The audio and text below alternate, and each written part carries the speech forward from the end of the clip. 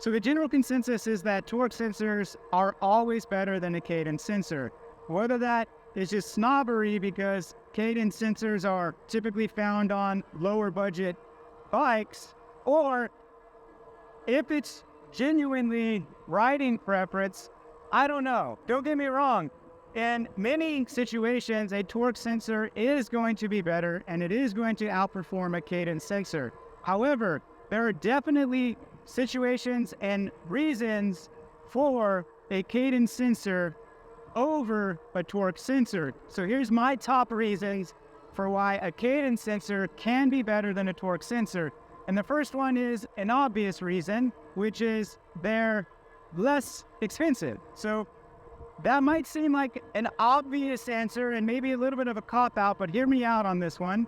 If you're looking to get into e-bikes, you're not certain that it's for you, spending over $2,000 for an entry-level bike with a torque sensor just isn't in the cards for many people. In fact, this bike that I got that has a cadence sensor, I purchased on sale because this is an Adventure Model 1, and the Model 2s had just come out, and Aventon listed these on clearance, and I picked it up for $1,500, which for a budget-friendly bike, for a lot of people, that's not budget-friendly. $1,500 is still a pretty steep price for a hobby that you're not certain that you would even really enjoy. So when it comes to the pocketbook, a cadence sensor is definitely the better choice.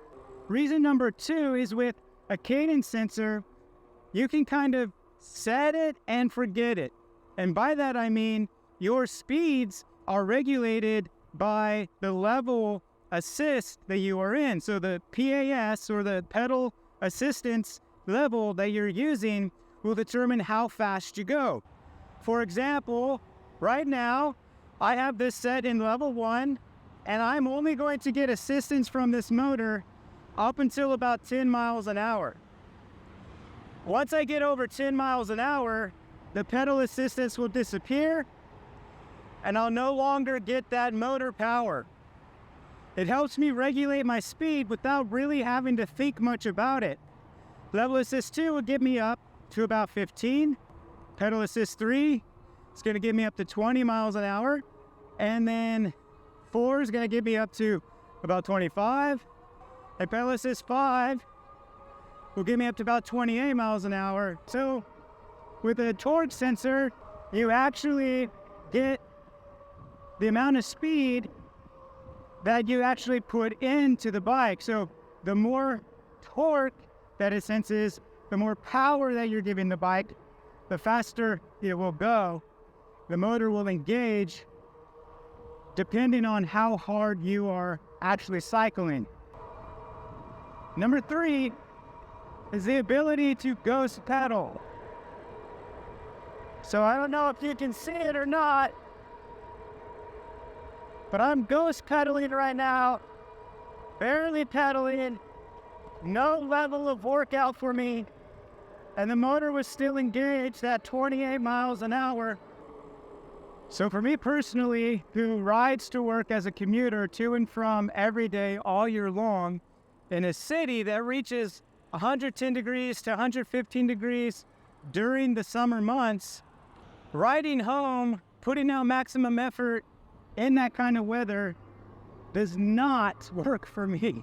So the reason why I got an e-bike was so that in the mornings on my way to work, I could push myself hard, get my daily workout in, and then in the afternoons when it's very, very hot outside with terrible air quality, I could use the assistance of the bike to get home. You might think, isn't that what a throttle is for? Which, true, the throttle is nice, but it's only going to give me 20 miles an hour. And I want to get home as fast as I can, especially given it's so hot outside. So what I like to do is use level 5 assist that'll give me 28 miles an hour, and then ghost pedal like I'm doing right now.